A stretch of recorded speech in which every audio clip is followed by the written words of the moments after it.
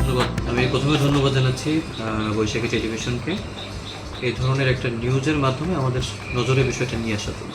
আমরা আসলে আমাদের চারপাশে এরকম অনেক বাচ্চারা থাকে যাদের সম্পর্কে আসলে আমরা জানতে পারি না। তো আমরা এই ধরনের তথ্য পেলে চেষ্টা করি তাদের পাশে দাঁড়ানো, আমাদের তাদের সাথে ঈদ আনন্দ যেটা এটা একটু সামান্য হলেও ভাগাভাগি করে নেওয়া। এবং আমার অনুরোধ থাকবে আমাদের চারপাশে যে আপনার বিত্তশালী মানুষ যারা আছেন তারা যদি সবাই আমরা এই ধরনের বাচ্চাদের সবার পাশে দাঁড়াই, তাহলে মনে হয় আমাদের ঈদের প্রকৃত অর্থ যেটা সেটা অনেকটা আপনার পূর্ণতা হবে।